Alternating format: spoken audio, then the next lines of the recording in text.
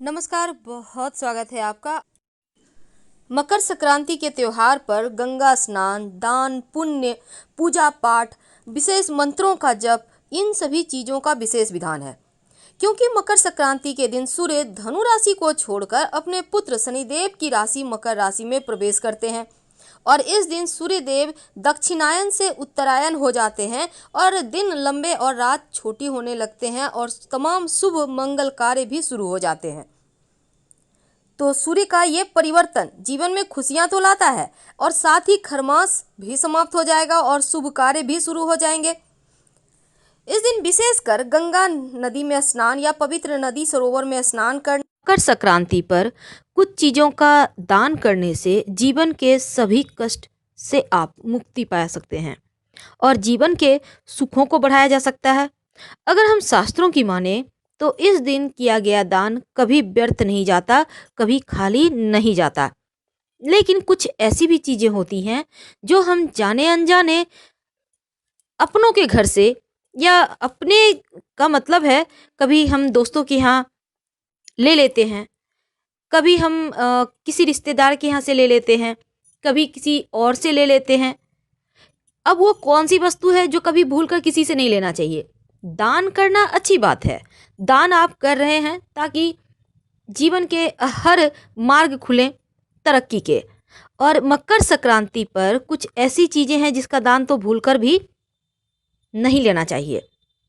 वैसे मुख्य तौर पर इस दिन खिचड़ी का दान किया जाता है, गुड़ का दान किया जाता है, कंबल का दान किया जाता है। इसके अलावे तिल का भी दान किया जाता है ताकि शनिदेव उनके ऊपर हमेशा प्रसन्न रहें।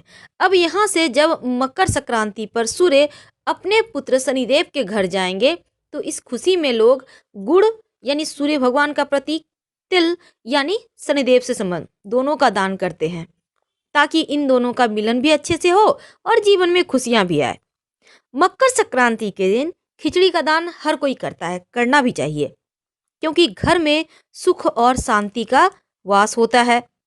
इस दिन गुड़ और तिल का दान करने से मान सम्मान बढ़ता है, धन लाभ होता है, पितरदेव प्रसन्न होते हैं, कुंडली का बिगड़ा हुआ सूर्य और शनि भी बेहतर स्थिति में आ जाता है और आपके जीवन में नौकरी व्यापार में उन्नति भी होती है।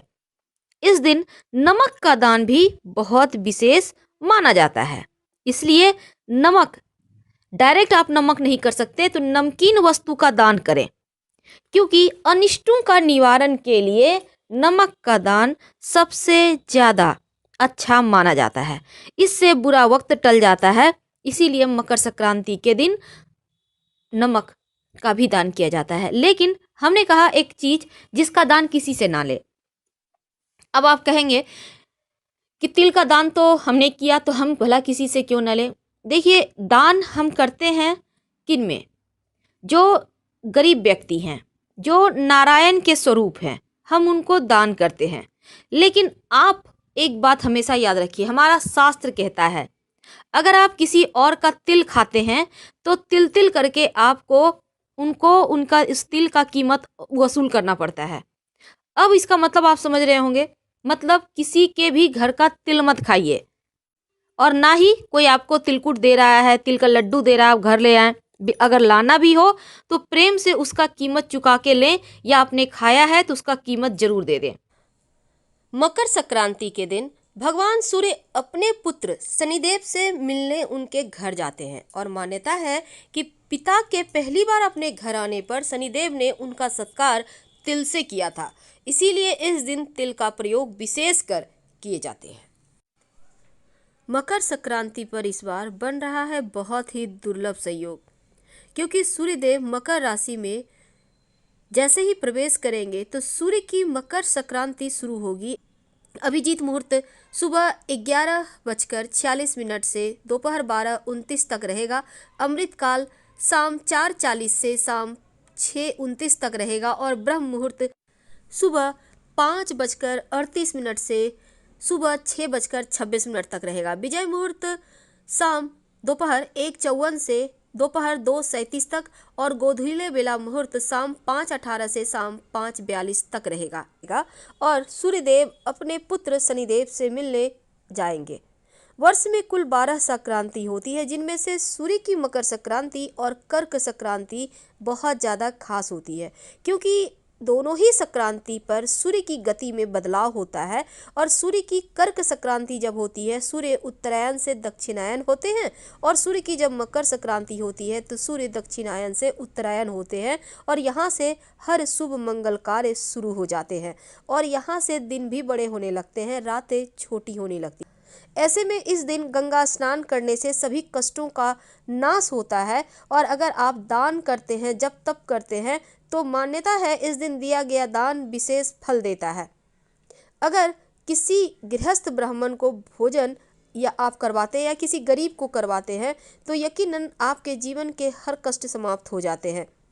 साथ ही कुछ न कुछ दान तो जरूर करें, क्योंकि मत्स्य पुराण के 98वें अध्याय के 17वें भाग से लिया गया एक श्लोक है कि मैं शिव और विष्णु और सूर्य एवं ब्रह्मा के अंतर नहीं जानता, वह शंकर जो विश्वात्मा है सदा कल्याण करने वाले हों। पौराणिक कथा के अनुसार सूर्यदेव अपने पुत्र शनिदेव के घर 1 महीने के लिए उनसे मिलने आते हैं, और ये दिन खास तौर से पिता पुत्र के लिए विशेष माना जाता है, क्योंकि इस दिन पिता पुत्र का रिश्ता निकटता के रूप में देखा जाता है। और ज्योतिष की माने तो सूर्य और शनि का तालमेल असंभव है, लेकिन सूर्य खुद अपने पुत्र के घर आते हैं। इसके पीछे एक कथा भी है कि भगवान विष्णु ने मधु कैटभ नाम के एक राक्षस का वध किया था, और उन्होंने मधु के कंधों पर मंदार पर्वत को रख दिया और उसे दबा दिया। इस दिन भगवान विष्णु को मधुसूदन नाम दिया गया, और साथ ही बुराई में जीत के साथ इस त्योहार को मनाया जाने लगा। हालांकि इस व्रत के बारे में बहुत सारे कथाएं हैं, लेकिन सूर्य देवता उत्तरायण काल में पदार्पण कर रहे हैं, और सूर्य देव ने माँ यशोदा को उनकी मनोकामना पूरी होने का आशीर्वाद ही इसी दिन दिया था। इस दिन दान का सबसे ज़्यादा महत्व है, क्योंकि कहा जाता है पूरे साल आप कुछ भी दान करें उतने फल नहीं मिलते जितने इस दिन किया गया दान का मिलता है। लेकिन भूल कर भी कच्चे चावल का दान ना करें। करना हो तो बनाया हुआ खिचड़ी का दान कर सकते हैं, जिसमें काली उड़द डाला हुआ हो। दूसरी बात, प्लास्टिक के बर्तनों का दान तो भूलकर भी ना करें, चाहे जो हो जाए। तांबा, वैसे इस दिन दान तो बहुत सारी चीज़ें की जाती है, लेकिन अगर आपका सूर्य बेहतर है तो तांबा का दान मत कीजिएगा, वरना सूर्य कमज़ोर हो जाएगा। रही बात शनिदेव से संबंधित चीज़ों का दान करने का, वो आप कर सकते हैं। जो भी दान करें अपने हाथों से करें, अपने ऊपर से 3 बार उतार कर। किसी भी गरीब व्यक्ति को दे सकते हैं, कोई ना मिले तो पीपल के नीचे प्रेम से रखा है। पर इस दिन तिल खाइएगा जरूर। मकर संक्रांति का त्यौहार सूर्य के उत्तरायण होने का त्यौहार है, या फिर भगवान सूर्य अपने पुत्र शनिदेव से मिलने उनके घर आते हैं, तो इस उपलक्ष्य में खुशियां मनाए जाने का त्यौहार है। तो जब सूर्यदेव शनिदेव से मिलने अपने पुत्र के घर आएंगे, जीवन में उल्लास आएगा। यहाँ से शुभ मांगलिक कार्य शुरू हो जाएंगे, जो 1 महीने से बंद था जब सूर्य धनु राशि में बैठे थे। तो हम आपसे विदा लेते हैं। जानकारी अच्छी लगे तब लाइक कर सब्सक्राइब करें, अपनों से शेयर करें, और कमेंट में हर हर महादेव जरूर लिखें। धन्यवाद।